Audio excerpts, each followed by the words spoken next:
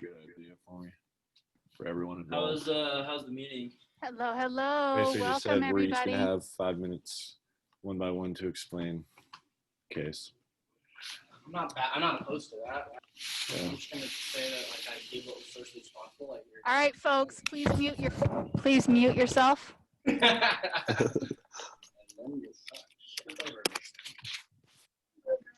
you Thank you. Yes, everybody should be muted now. At first I was Yep, everybody should be muted now. Here, I'll move an ottoman for you. Like, get Yes, everybody should be muted now. Yep, everybody should be muted now. Muting. Hey,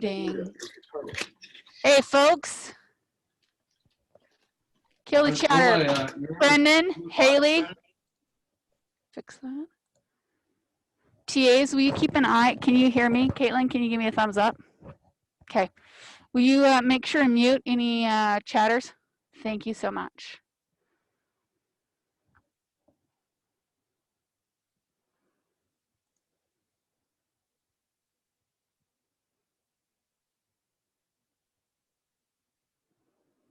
Okay.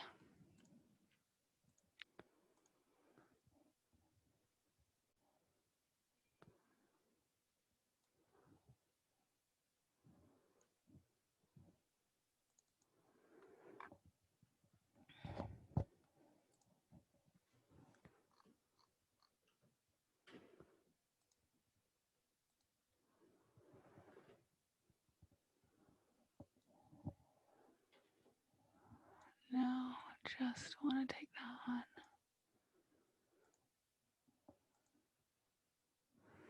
one. Okay, I'm sure there's nothing new that you're seeing there. We've got our usual. If you are in the rooms, please go ahead and let us know what seat you're in.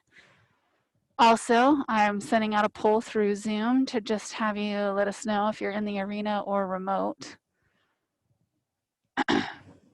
On one of our next exit surveys, I'm just going to ask you guys some questions just so I understand what people's motivations are in regards to taking classes that are online versus remote versus face-to-face. Okay.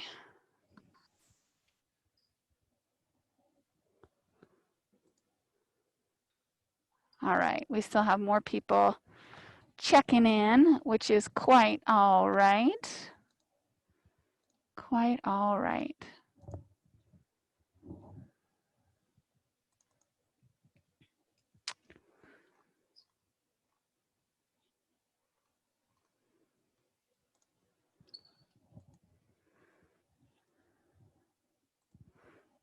All right, we'll give people just a little bit more time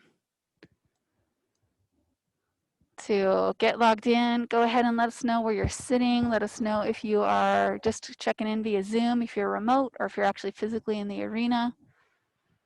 No, it's not attendance. It is just me asking you a question, right? Because attendance doesn't really count in this class. Hopefully what you get is the benefit of the lecture experience and being able to champion the content for yourself. So after you get done taking care of your sitting and letting us know where you're at, we're going to move on to well-being. We talked about stress on Monday, just to kind of lay down the context, and we didn't get to some of the things. So thankfully, a lot of you had questions about the content that we'll be able to address. One of the things that I think goes without any great explanation is the impact of stress on us physiologically. One of the sort of hallmarks of stress is lower abdominal fat, right? And that's from consistent exposure to cortisol levels, which, Henderson? oh, thank you. Those consistent levels of cortisol levels. And with those cortisol levels, what we have is we have the cortisol levels impair thinking, they impair memory. They also result in some abdominal fat that's pretty consistent. I mean, when we think of the most stressed out people in our culture, stereotypically, they have belly fat. Now, we know that there are physiological consequences. We also know that there are psychological consequences, especially over an extended period of time, because what happens is that our brain changes.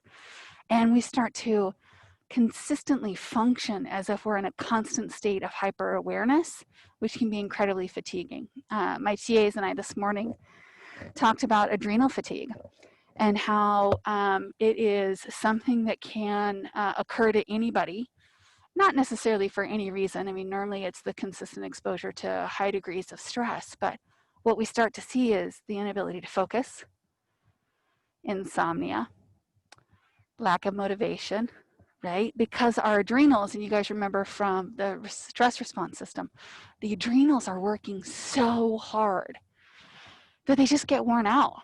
It's like, I have nothing left to give. And then we call it adrenal fatigue. Now, you can bounce back from adrenal fatigue just depending upon how severe it is. It dictates what it's going to take to recover from that stress. Okay, longer periods of rest, restoration, nurturing things, ensuring that you get a lot of dense nutrition, hydration, and sleep. I just can't stress that enough. So let's talk a little bit about let's talk a little bit more about coping. We'll get to some of your housekeeping questions.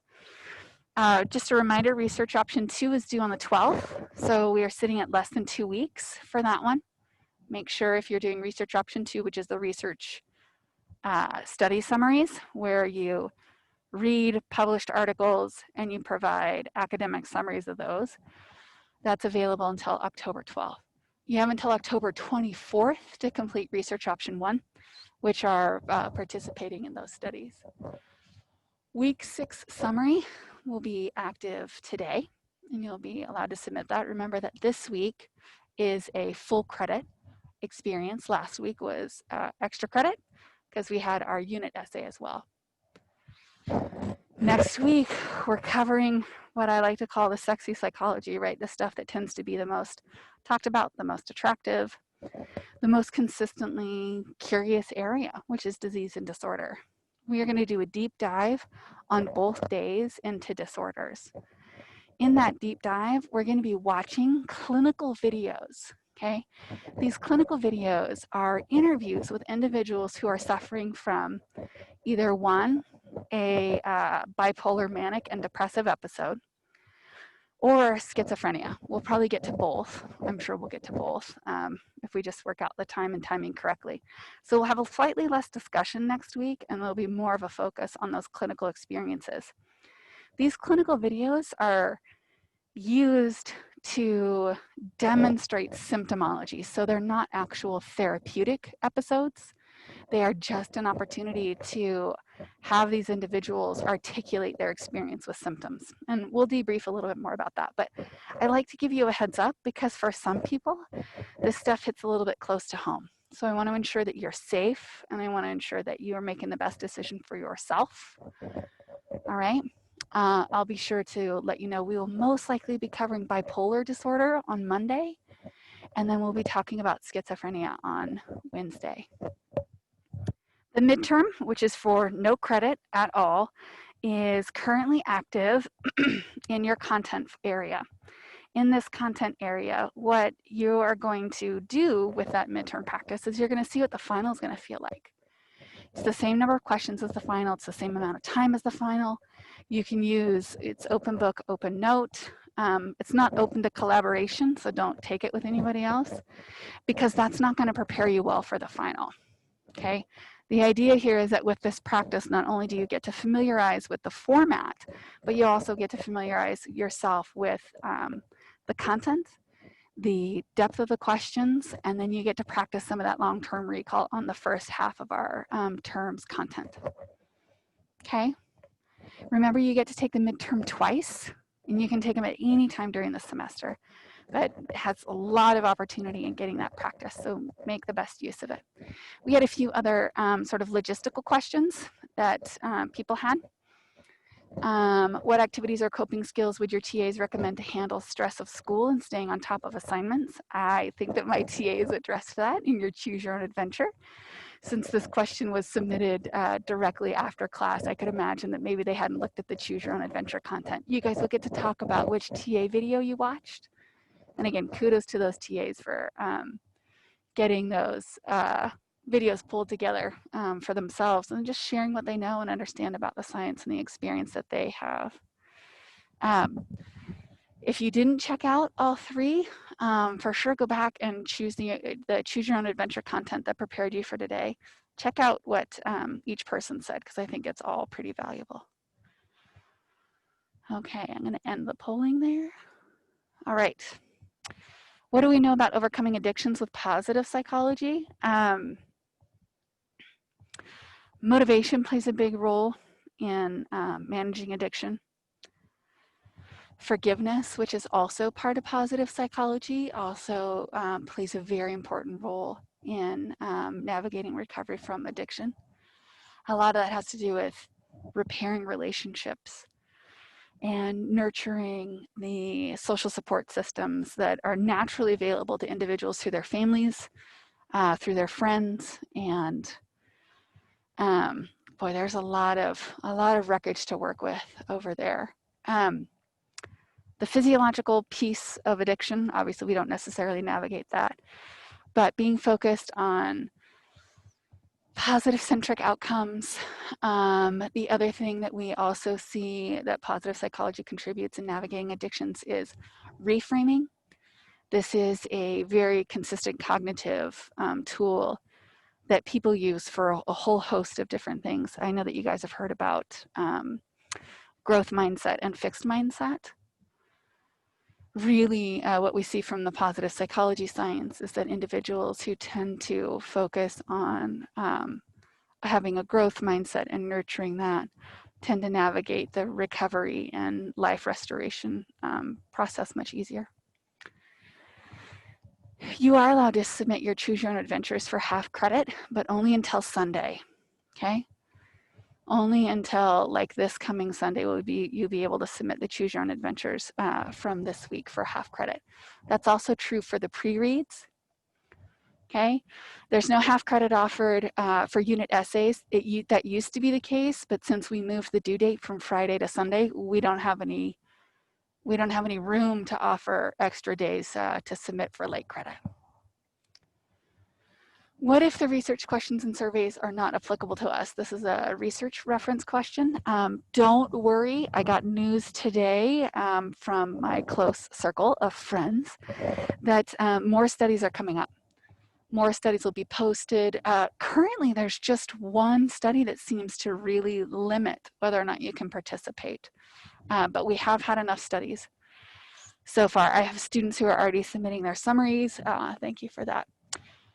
So I answered both of those questions. There will be more studies. So if that one where you need to have participated in a dating app isn't applicable to you, you'll have another study to participate in soon.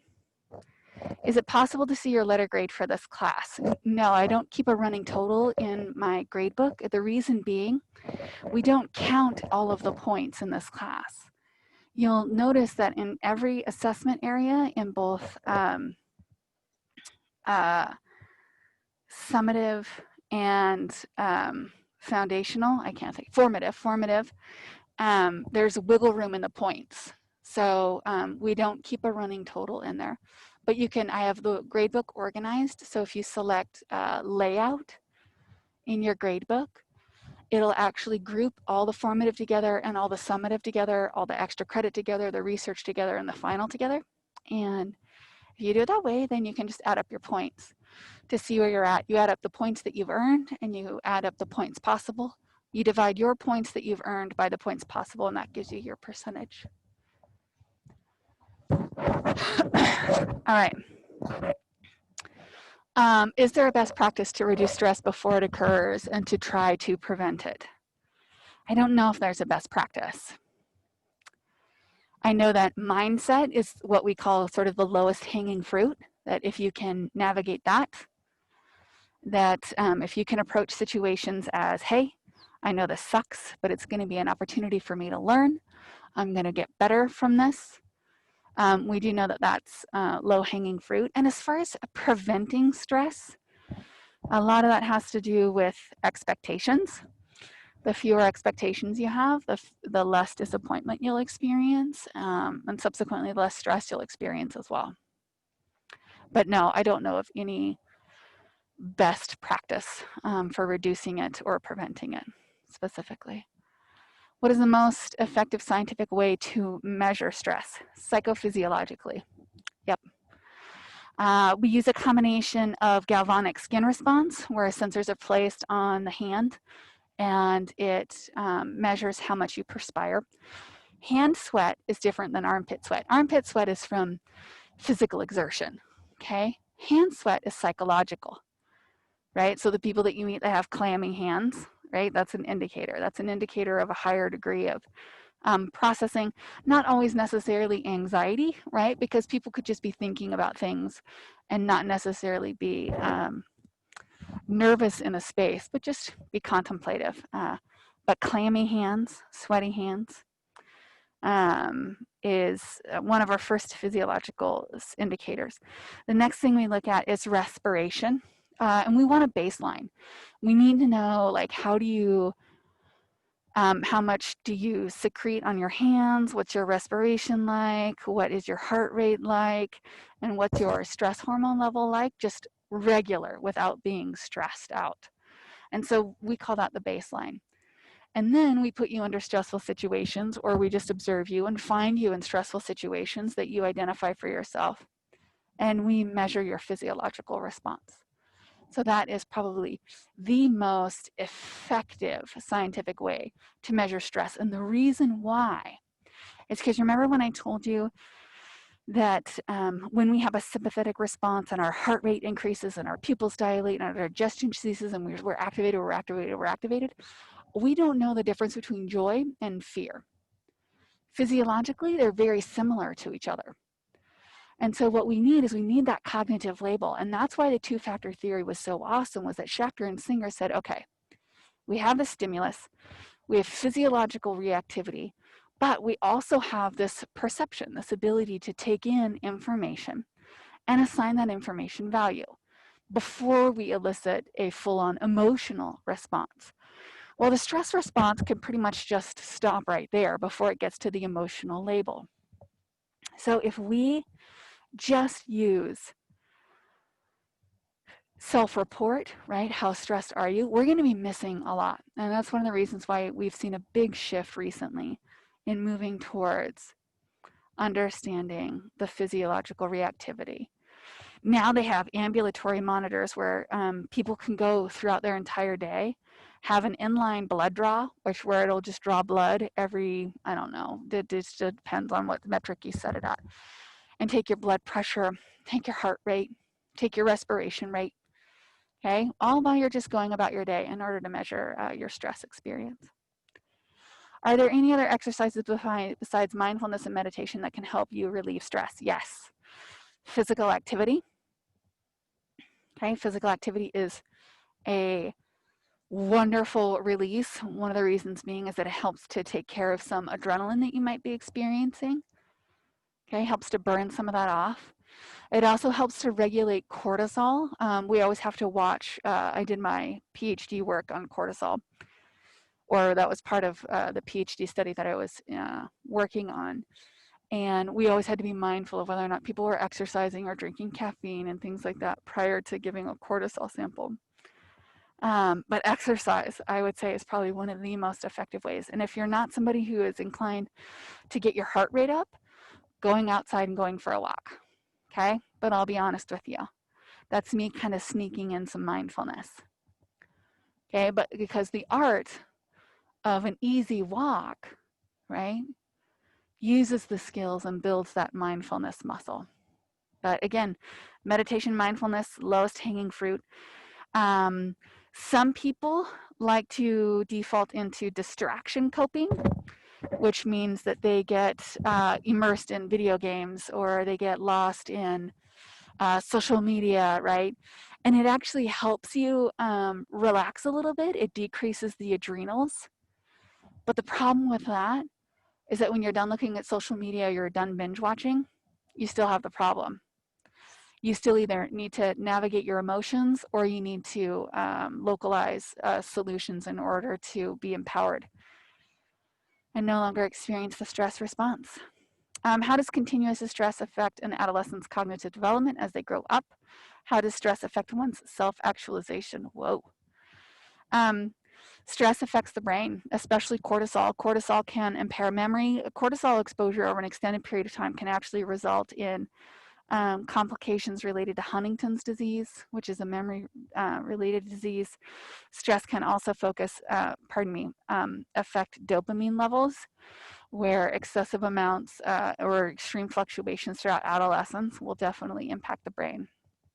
Now, adolescents are incredibly resilient, okay? Typically, we see sort of the negative effects of stress for adolescents that might be a little bit more vulnerable environmentally or physiologically. So maybe they have a predisposition physiologically that might lead them to develop complications, or by environmentally, they don't have the basics, right? They don't have consistent food. They don't have quality sleep. They don't have meaningful interactions with others. I am not sure how stress affects one's self-actualization. I mean, I could hazard a guess that individuals that are incredibly stressed, well, I guess it would really just depend on the behavioral outcome. Like, it would really just come down to, based upon how Maslow articulated it, how giving and connected that individual was. So somebody could experience a high degree of stress over their life and still be self-actualized. But I can imagine that if somebody is in hot pursuit of something for their entire life, they might not be as self-actualized as Maslow would say is possible because of that self-centric pursuit. How can I differentiate my good stress from my bad stress? Oh, check in. You know, good stress means that you are excited about possible outcomes. It's energizing, it's engaging. Generally in good stress, right, it's really easy to share that with people, that infectious excitement, the adrenaline that you have in regards to an opportunity. So differentiating between the good stress and the bad stress, a lot of that is just about checking in. And I'll be honest with you folks, I don't know a lot of grown-ass people that do it well. A lot of people have lost the sensitivity. Kids have that sensitivity. They know when they like something. They know when they're excited about something that is positive versus something that is contributing to their life versus something that is distracting from their life. I think in our culture, we end up getting very conditioned to accept negative, difficult, or stressful environments as just part of what we do. And so when we encounter them as emerging adults or even into adulthood, we don't recognize it very keenly. So I would say that you would have to facilitate a pretty consistent relationship with checking in with yourself in navigating your own stress. How does stress affect the body physiologically? I've talked about that one already. I think that covers just about everything. Okay. Our first breakout of the day. I'm going to send you into some rooms, and what I'm going to have you guys talk about this time is which TA video did you watch and what did you learn? Remember, excuse me, remember if you head into a room and your group isn't talking, just pop back out, let us know what room it is so we can, know who's not engaging, and we can get you assigned to a space where you can stay active and help in your own learning. All right, any questions? I'll check the chat really quick.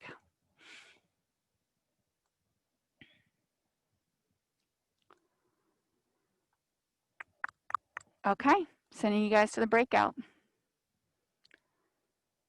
Opening all rooms. Thank you again, Hannah, as always. TAs, you can head into a room and enjoy the dialogue.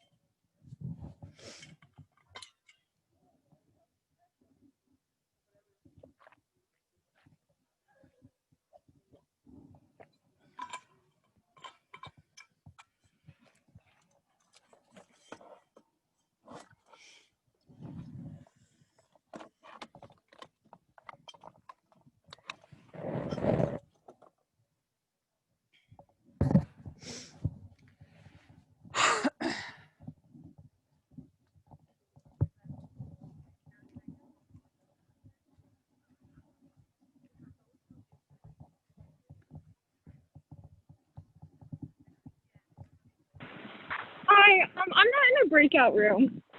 Okay, were you sent to one and then you hopped back out? I lost service, so I got kicked out of the meeting entirely. And I Okay, joined back as fast as I could. that's okay. I've sent you to another room. Thank you. You bet.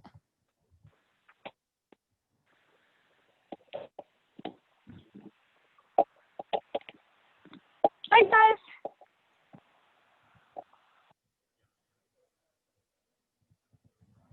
Hey, Elizabeth, will you make note of all the people that are still in this space that are not TAs, just so we know who's not engaging in their room?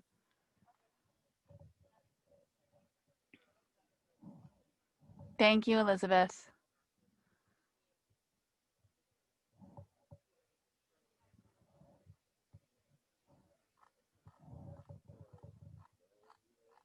Can do, Austin.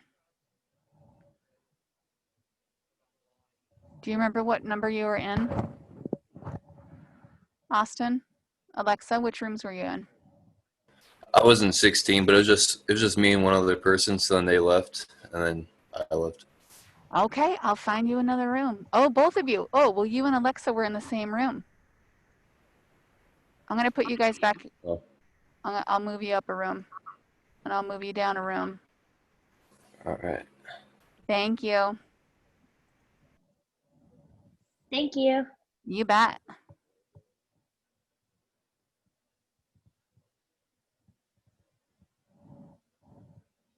All right, Elizabeth, I just sent Alexa to another room. I don't know about this Cassidy.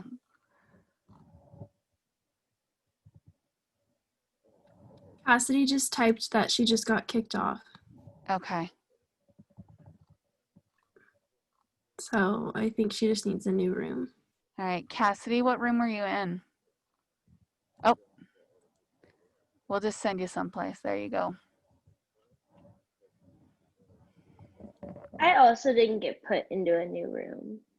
And you were in 17 or 16? Yes, I believe I was in 17. Okay, I sent you to room 13. You didn't go to it though. I didn't get like the little pop-up. It's showing that you're supposed to be in room 13 and you didn't go to it. So I'll send you to room 12. Okay, thank you. Sorry, I didn't see the pop-up come up anywhere. Okay, I'll just stay on the line with you right now and let me know if you don't see it. So I just sent you a room send to room 12. Yeah, I still don't have anything coming up. Okay, check, close all of your browsers and everything else like that and just leave your Zoom open. It's probably hiding behind a page because it's kind of like a pop-up that shows up. Okay, let's see. Yeah, I only have the Zoom open and then my like home screen, and it's not on either of those. Okay, so navigate down towards the bottom and look to see if there are any breakout icons. If you look at participants. Oh, I found it. It just popped up. Thank you so much. Sorry about that. No worries, no worries. Happy to help. Peyton, where can we send you? Did you get bumped off? Which room were you in?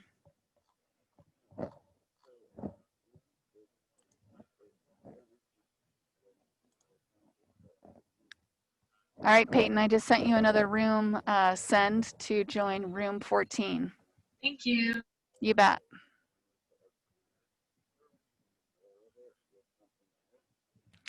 Finally, I think this is the first time it's ever just been TAs.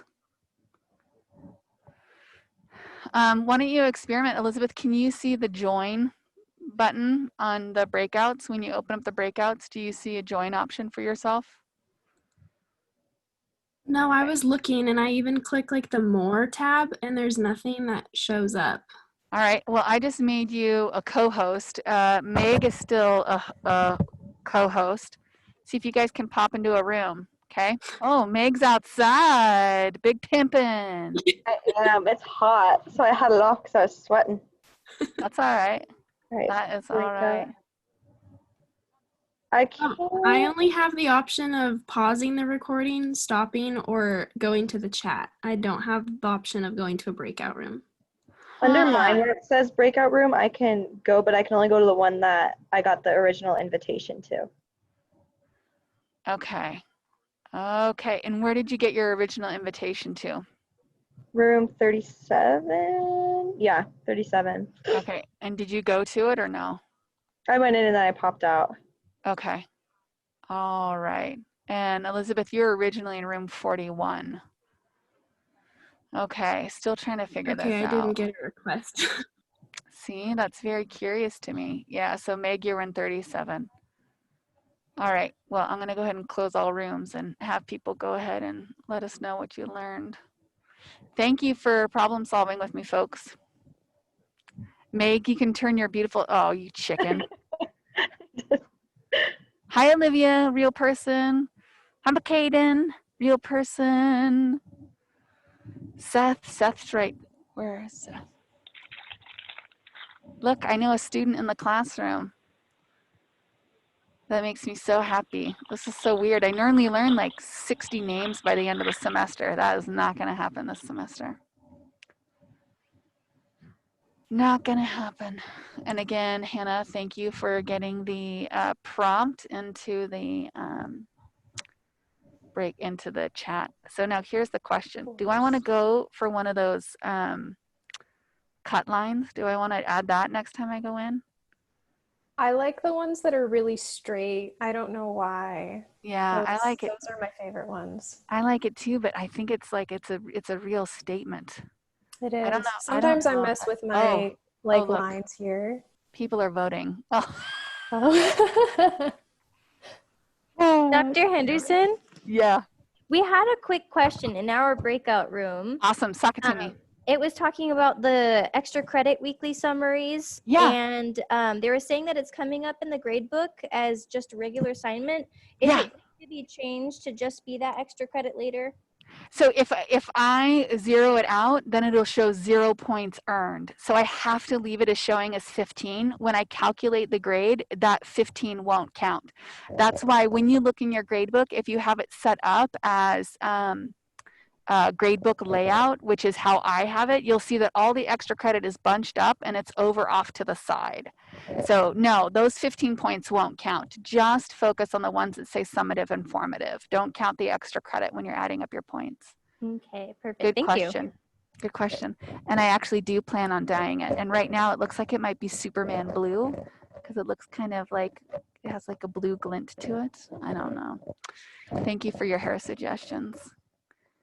Yes, yes, I'll get a lightning bolt. Yes, I would like that. Okay, all right, enough about my hair. What I want to know is how fucking cute are our teaching assistants? Haley, Lucas, and Hannah, thank you guys so much for creating those videos. I could have made them, but they would have been exponentially more lame. And you guys just did a great job of sharing your experience, strength, and hope, and then also weaving in the science, which is so much of what we're working towards in this class. Now, I wanted you guys to start off with having that conversation because we're going to have a lot harder conversations here coming up. And by harder, I just mean there's going to be a lot more back and forth. I hope you guys learned a lot from the TA videos. I loved them, so I think we're going to be doing quite a few more. And apparently Neil really appreciated rain, so thank you very much for the gift of rain, Hannah. That is awesome. All right, I wanted to start off after our quick little dialogue here and just touch base a little bit more about coping. And I want to talk to you about some of the major factors that influence coping, whether we do it successfully, whether we struggle with it. One of the things that I've noticed is that I only have to clear my throat 50 million times in this class, and it could be because I'm breathing in my own steamy hot air, but I'll take that. Sorry for all the throat clearing. I don't ever have to clear my throat during a TA meeting.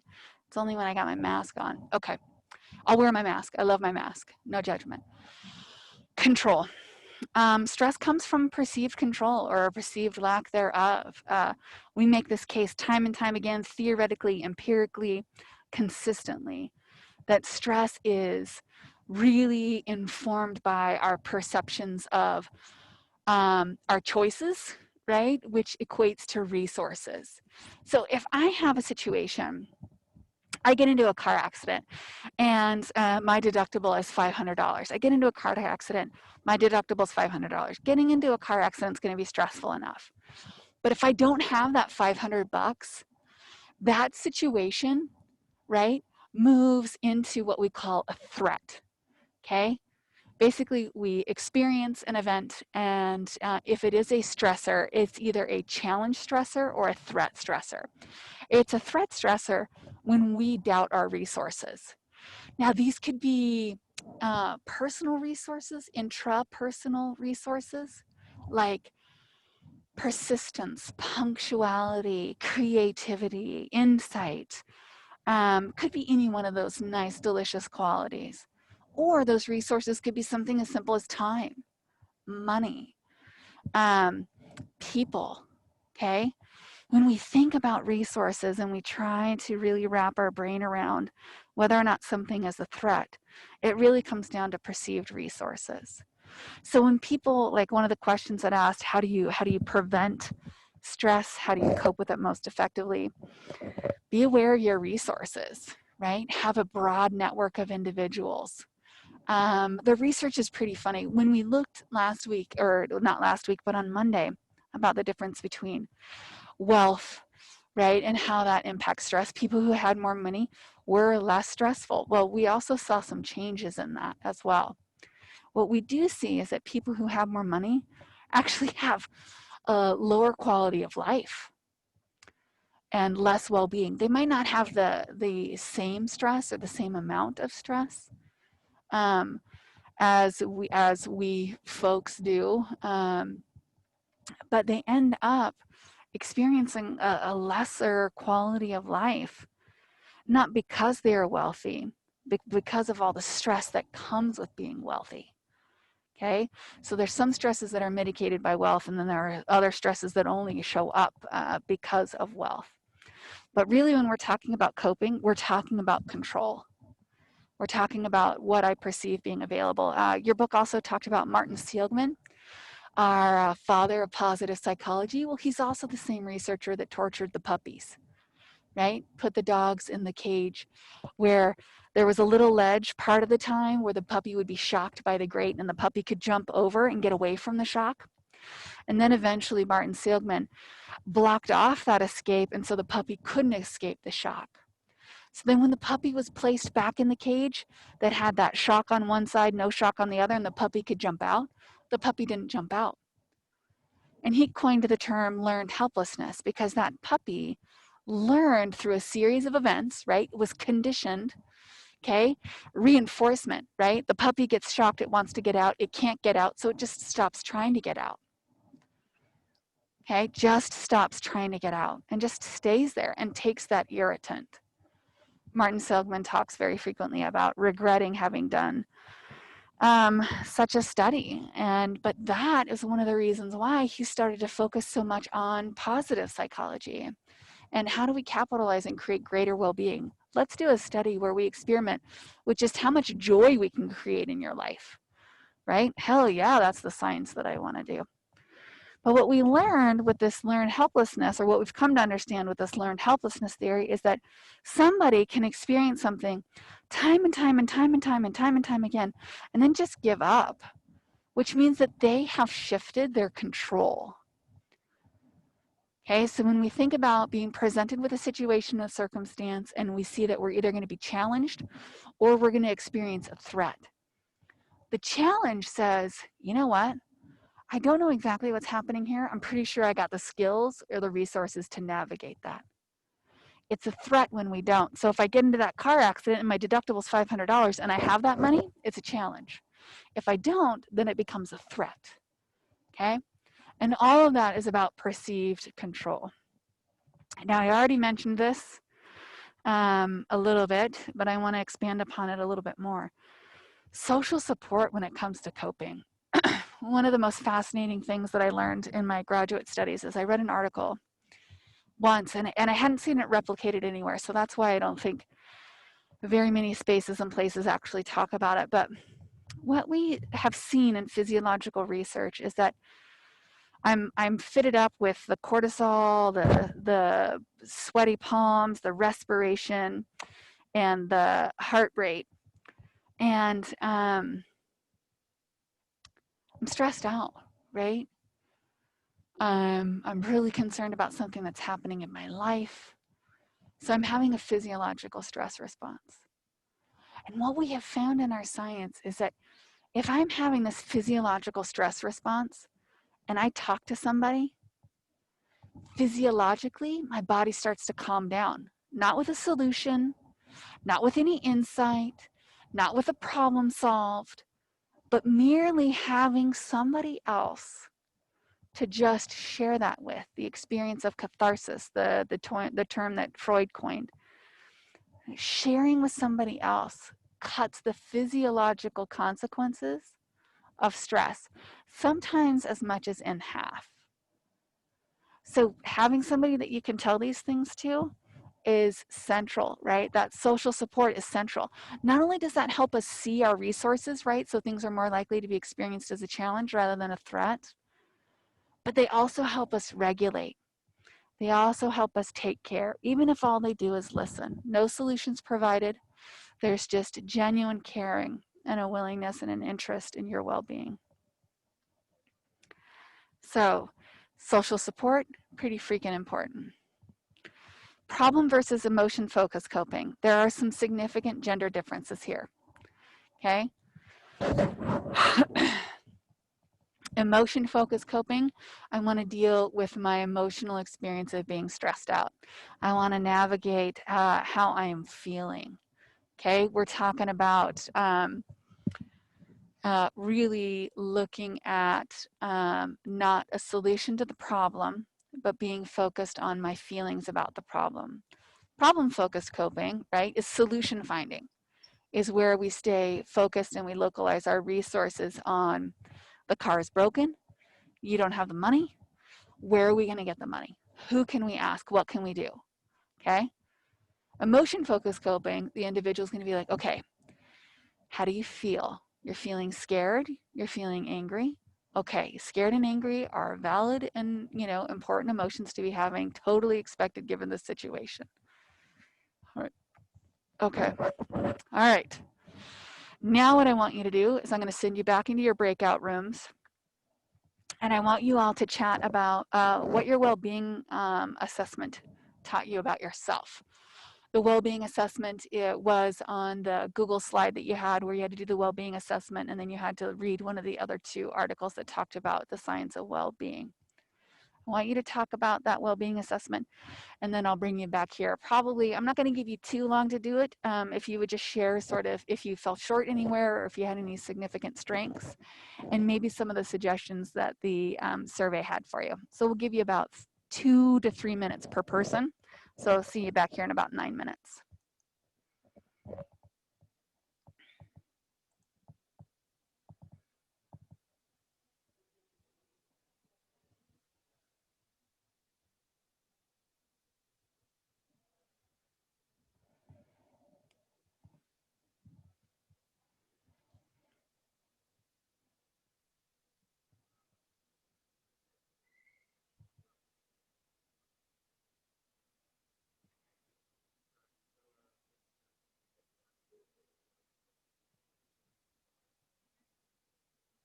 I didn't get put into a breakout room.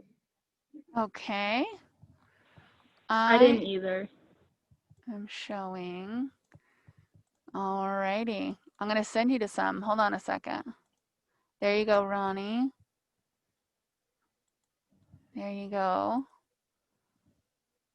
I don't want to send Savannah. I want to send this Savannah, not the TA Savannah. There you go, Savannah.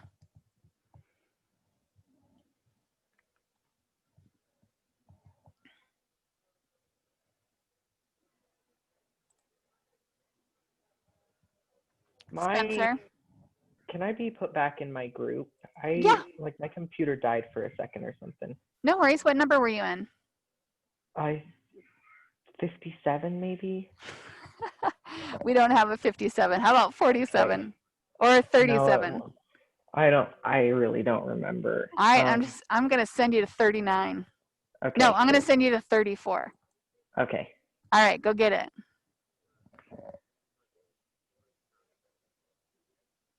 That was funny. Okay, I just had, boy, I've never seen that one. Oh. Somehow I have a group that has 5 people in it. I'm not sure how I did that.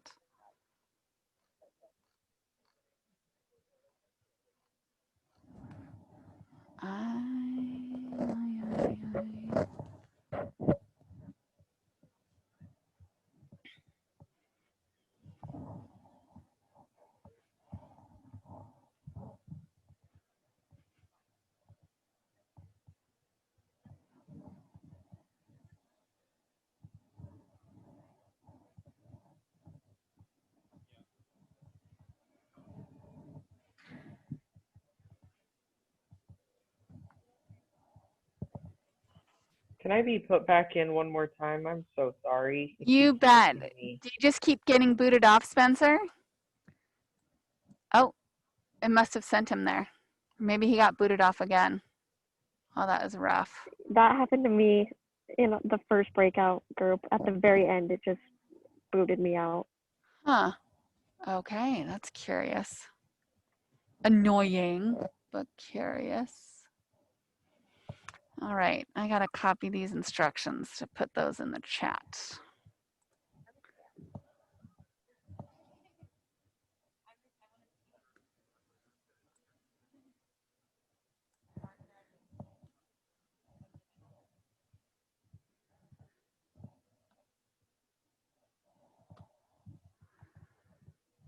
Okay, I can actually hear people in this room getting off topic.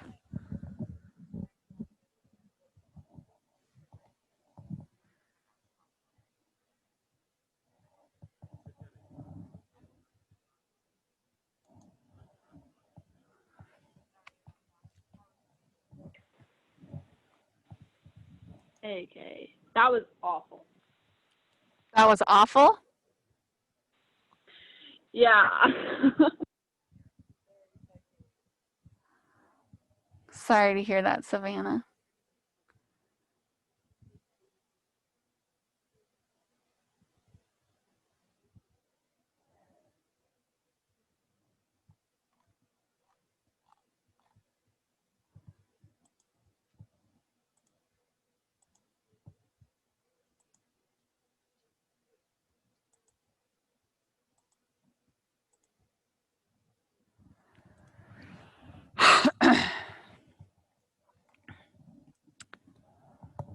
Okay, we should have, I think everybody should be back by now. Let me just double check. Oh, yep, all rooms are closed. All right, folks. Using that information, right, having sort of set that, and you have internalized, you saw the questions yourself, you understood what they meant, and thinking about what you considered as you were answering those questions, like when it asked about health and exercise or nutrition and exercise, you thinking about your own nutrition and exercise. I know I had gone through what I had done the day before, right? Did I make it on the elliptical? Did I go for a walk? Did I take the dog for a walk? Like I didn't do diddly-do yesterday. I think I'm pretty consistent with making it to my yoga mat. And I bike for transportation a lot of the time. But exercise, I haven't done much of that lately. And I'm kind of okay with that. Food-wise though, I'm killing it, right? I had cauliflower fried rice today. I had a yogurt parfait, and the yogurt had no sugar in it, no flour, no dairy, and right. So like I'm doing good. Like crap ton of fruit. What was the other thing I ate? I ate something else. Oh, yes, I did eat something else. I did sugar-free peanut butter rolled out with fresh raspberries instead of raspberry jam. I don't do sugar, so finding my workaround. But you can see all the things that I thought of or that I took into consideration when I answered that one question. So what I'm going to have you guys do for the next chunk of time, I'm going to give you at least 10 minutes, is I'm going to have you take this, and what I'm going to have you do is I'm going to have you figure out where each one of these goes into Maslow's hierarchy of needs. So you might have to refer to your book or go back to your notes. And I'm not saying that each one of these areas of well-being fits in, like not every single level of Maslow's hierarchy might be represented. But what I want to see is what you're thinking and how you come to understand how well-being is also part of this this state of needs, right? All of these things we need, but the majority of them we don't pay attention to. Okay, and we don't actually treat it with the same degree of recognition. Like, I've already walked over maybe once or twice and gotten a drink of water, right? In our culture, carry your water bottle, drink as much as you can, fill it up before you come to campus because there's no fucking place to fill it up on campus right now. But we know that. That's an easy conversation. Nobody's walking around saying, take deep breaths, right? Think about whether or not this is something you can control. Think of, you know, we don't have that as much in our culture. It's growing. Unfortunately, it's a little bit, it is, I'm thinking of the word toxic, and that's not the word that I want. It's confounded, right? It's compromised. It's contaminated by our focus on self-help. Our focus on self-help and self-care, both of which I absolutely love.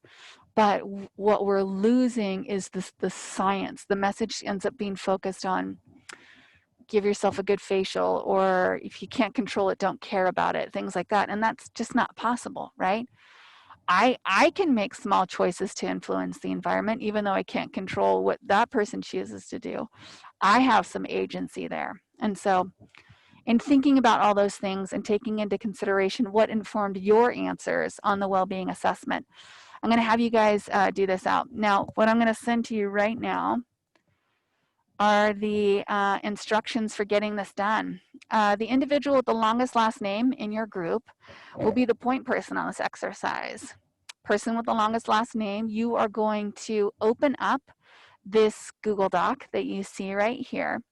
It is a Google slide, and what you'll do is you'll save it to your drive, and then you'll be able to alter it. You'll be able to move it around and put the different words in each one of the levels of needs. As a group, I want you to discuss to make adjustments to the slide so that these qualities are mapped into Maslow's triangle of needs. When you come back, the lead person will actually submit their link. So you'll save it to your drive, rearrange them, save the link, and then you'll come in and you'll post it into the chat, and we'll look at a couple of them. All right? Any questions before I send y'all out to your breakout rooms? This is a little bit heavier, right? This is, we're moving into more of a lab activity and less of just a discussion. Now we're going to actually work on manipulation. And by manipulation, I mean moving things around and thinking theoretically. All right, donezo. See you guys in a bit. You have about 10 minutes, so 2:30 is when I'll see you back here. TAs, if you want to hang out and don't join your room, that would be best. And then I can hopefully reassign / rearrange you and put you in places that might be helpful.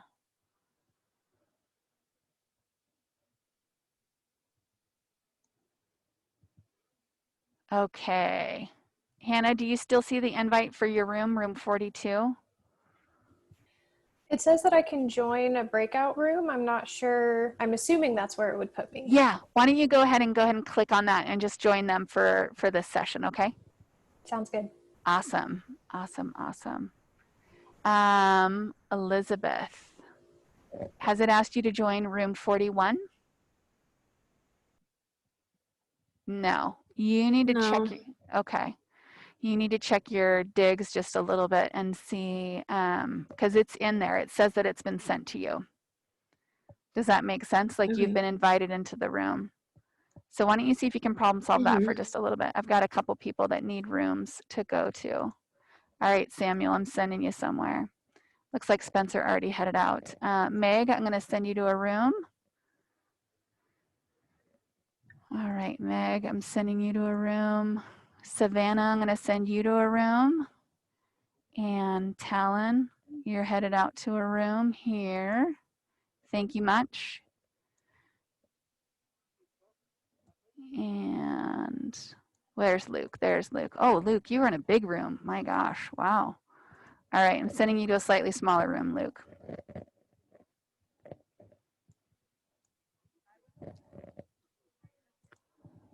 Okay.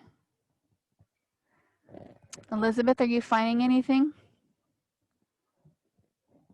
I went to like my Zoom settings and I think it was something in there that was like messed up because it's been happening in my other classes too, like not being able to get to breakout rooms.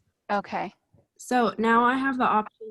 Now I have the option to go to 41. Awesome. Go ahead and head that way. Kyla, I see that you came back out. Thank you. Could Can you you do get- the same thing? Because only one person showed back up and their mic hasn't been working the whole time, so they haven't said anything.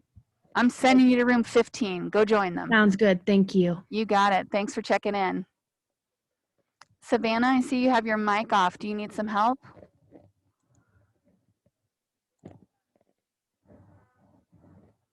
Evan and Kate, do you need any help? Savannah, you've been scheduled to room 5. I still haven't gotten an invite to go to another Okay, so room. check your settings. One of the TAs just realized that she had a setting off in her Zoom settings and it wasn't letting her get requests to join rooms. So play around a little bit and check your settings. Okay, I will. Thank you. You bet.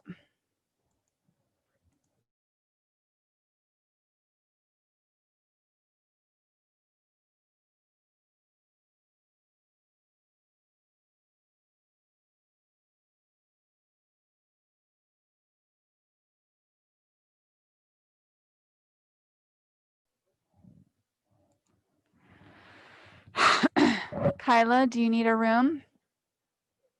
Yeah, I'm trying to see, but my settings all look fine. I'm trying to see if it's not like giving me a thing of it, but I'm looking at my Zoom settings right now. Okay. All right. Let me know what you come up with. McKenna, do you need some help?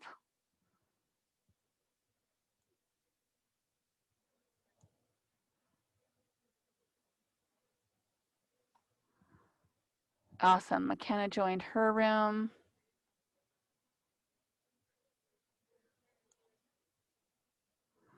Evan, do you need any help?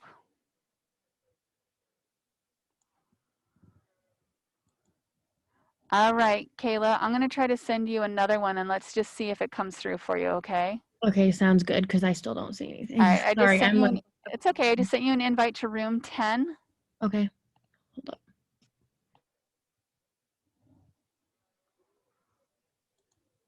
Yeah, I don't know. I still didn't get it. I'll keep looking at my. Okay, yeah, you've got either you Oh, have. it came up. It came up.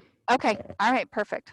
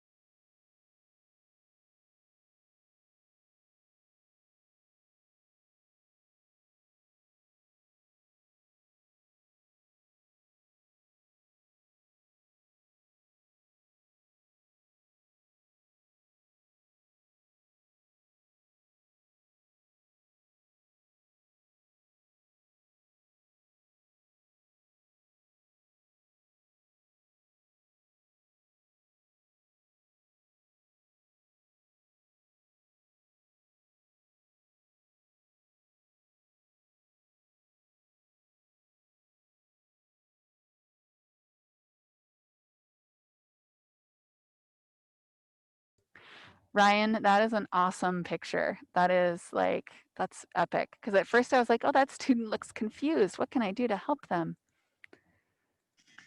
Yeah, I was doing my homework in that one. I just wanted to reflect how my homework process kind of is. No, that's some feels. That is some big time feels. Here's mine. This is me at the top of Brundage snowboarding. I miss it. It was a beautiful spring day. Makes me happy when I see it. Yeah. That'd be nice right now. Oh my God, bring it on. Well, Farmer's Almanac says that we have the biggest snow season coming up right now. So here's hoping. I have a season's pass to Brundage and to Bogus this year. I've never had a pass to Bogus, so this will be a first. Hey Meg, how was your group? Oh, They were great. They worked really well together. good, good. I got somebody needing help. Hold on. Okay.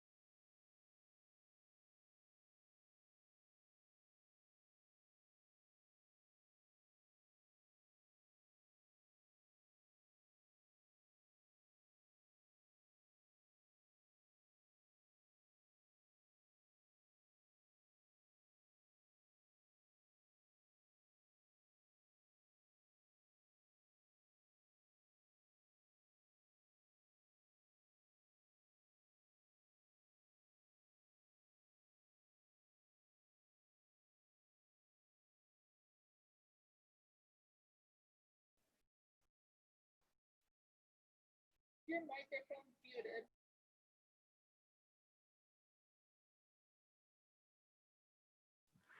Hey, if you're sharing me with a Google Doc with me, you gotta give me access. So Zoe, Jordan, Zoe, I was able to open yours. Simone, Jennifer, Jordan, you guys need to give me access to the doc in order for me to be able to open it. Excellent, excellent. Same. Okay, great. Hallelujah. I got lots of access denied. I feel like that's just the story of my life. Access denied. Annie St. George, I need access. There we go. I got a couple up here. All right, so I just want to walk you guys through a few of these. Actually, I don't need to put them up in presenting. I actually gave Jordan, if you would make sure and share yours with me, because I want to show them the hack that we came up with.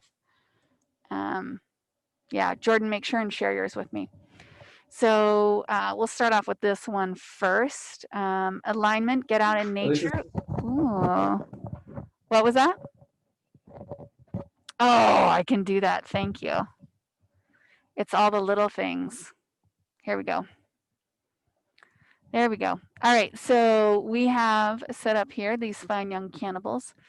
Well-being and Maslow's. A diet and nutrition came down at the bottom. Oh, safety and security was physical activity. Okay.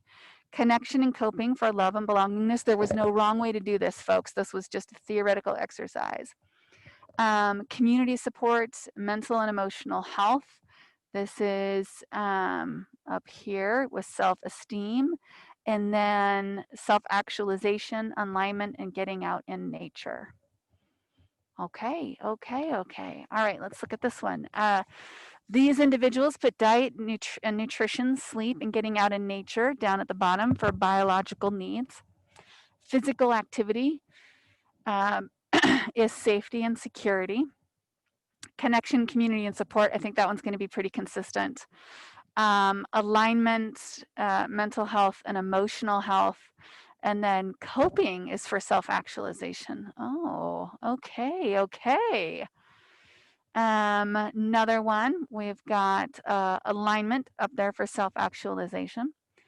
coping, mental and emotional health, for the self-esteem, connection, community supports, for love and belongingness. These individuals didn't have anything in safety and security. And then for physiologically, they have physical activity, diet, nutrition, getting out in nature, and sleeping. All right, I'm going to check the chat and see if there's a few more available to me that will allow me to access. I think the issue that I was running into was that you guys hadn't shared the documents with me, which why would you think to do that? Because that's kind of a different thing to think about. I did want to check and see what Jordan's group did because I popped into their discussion and was able to get some insight. One of the things that I encouraged them to do was, if needs be, they could have just copied, right? I mean, maybe one of those aspects of well-being might be in two of them. I think the argument that I was hearing was that safety and security, or pardon me, physical activity might fall in the STEAM, right? For being physically active, physically competent, finding it to be an area where they're really motivated, whether it's for physique or accomplishment. And physical activity would also be in the biological needs, which is what they have laid out here. Biological needs, diet, nutrition, physical activity, and sleep. Coping was listed as safety and security. That's pretty, I hadn't thought about that. Connection and community support for love and belongingness. And for self-esteem, mental and emotional health, and physical activity. And then alignment was, or self-actualization was alignment and getting out in nature. Great activity, you guys. I think you're, I think that's the one. Nope. Okay. Great activity, you guys. I just want to pop in and I'm refreshing the ones that some of y'all shared with me so I can look at those. Community support and connections. So here was the question that I was navigating just in general, right? Like as a professor, always trying to think about different ways that we might see things and different connections we might be able to make. For me, the conversation really runs parallel, right? Needs and well-being. All of these aspects of our well-being also fit within our needs. They're already part of our life. They're already part of who we are and how we stay fulfilled. These things, it's just elevating them to our consciousness. So having you guys do that exercise where you tapped into your own levels of well-being and then folding those into needs to just sort of hopefully demonstrate how fundamental they are. I personally would have put getting out in nature down in physiological needs. It is a space that reduces my cortisol level, okay? It's a space where I feel connected to the things in this world and universe that are greater than me. Excellent job, you guys. And thank you for rolling with this. And just, I haven't led an activity like this with 100+ people. So I really admire your willingness to just give it a shot. I heard some great dialogue and I really liked the product that you guys created. I think it's, I don't know, it shows me what's possible, even in a short amount of time. So when we talk about well-being and how do we facilitate that, when I took that well-being exercise this morning, because I like to take them several times, I started thinking about how they might map on to our PERMA, right? The Science of Flourishing by Martin Sieldman. And it wasn't as intuitive to me as the Maslow's hierarchy of needs, hence the reason why you guys did that exercise. And hopefully that solidifies for you that this well-being isn't this abstract, bougie, decadent, entitled, entity that's available just to people of privilege. Well-being is central to functioning. It's central to success, and it's central to survival. We have 1 minute until I need to let you guys skedaddle. So don't worry, we'll talk about some well-being again very, very soon. Don't forget your weekly summary starts today. You have an exit ticket tonight, and I will see you folks on Monday for week 7. Holy smokes.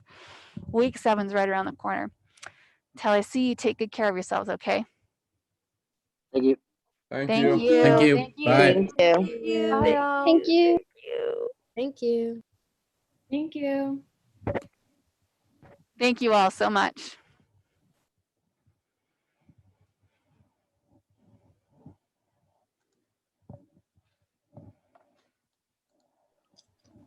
Hi, Dr. Henderson. Yes.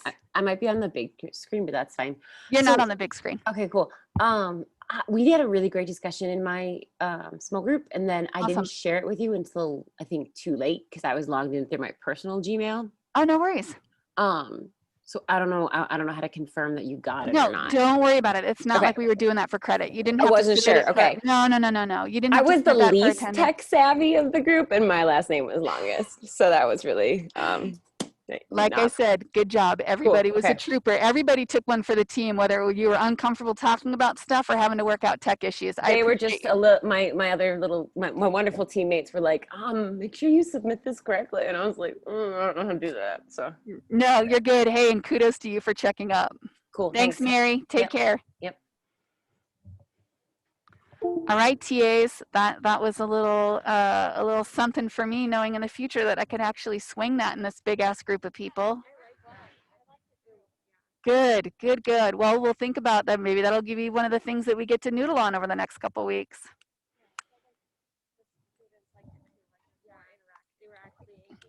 Good. It was more than a discussion. It kind of gave them something to do. I was just concerned about the technological leap, but I figure if I keep it in the Google Suite realm, we might be okay.